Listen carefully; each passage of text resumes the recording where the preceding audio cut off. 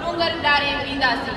जीअं लतीफ़ जीअं सिंध हिते आयल सभिनी उस्तादनि शागिर्दनि ऐं सभिनी महिमाननि जी मां थोराइती आहियां त तव्हां पंहिंजे क़ीमती वक़्त मां कुझु घड़ियूं कढी हिन प्रोग्राम में शिरकत कई। तव्हां सभिनी जी वॾी वॾी महिरबानी। उन सां गॾोगॾु सिंधी शागिर्द सथ जे वॉलंटियर्स DSL कमेटी सिंधी शागिर्द सथ जा सभिनी मेंबर्स जी बि मां थोराइती आहियां जिन असांजो भरपूर साथ ॾिनो अॼु हिन प्रोग्राम खे कामयाबु बणाइण में।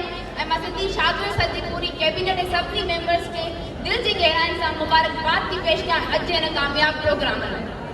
हाणे मां छोकिरियुनि जी तरफ़ ईंदसि त मूंखे ॾाढी ख़ुशी थी त अॼु हिन प्रोग्राम में छोकिरियुनि जी हिकु वॾी तादाद रही ऐं हिकु सुठी तादाद में उन्हनि शिरकत कई।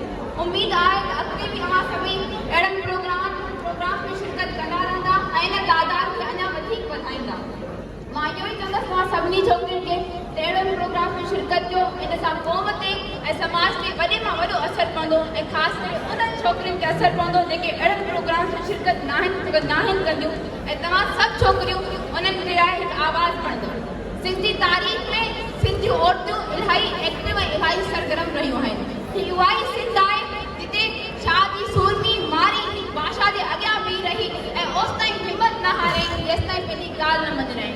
उहा ई सिंध आहे जिते मार्शल आर्ट जे दौर में औरतुनि सिंध जी औरतुनि डिक्टेटर जे अॻियां थी बीह रहियूं उन्हनि जे ख़िलाफ़ थी बीह रहियूं ऐं सिंध जी तारीख़ अहिड़नि औरतुनि सां भरी पई आहे। सिंध जी तारीख़ में औरतूं इलाही एक्टिव रहियूं आहिनि ऐं छोकिरियूं बि खोड़ एक्टिव रहियूं आहिनि। मां सभिनी छोकिरियुनि खे इहो ई चवंदसि त तव्हां बि इन तारीख़ खे क़ाइम ऐं दाइम रखो, इन तारीख़ खे अॻिते वधाईंदा रहो ऐं छोकिरियुनि जी तादाद खे अॻिते वधाईंदा रहो। छोकिरियुनि जी तादाद खे अहिड़नि प्रोग्राम वधायो ऐं सिंधी शागिर्द जहिड़ी तंज़ीमुनि सां जुड़ी वञो।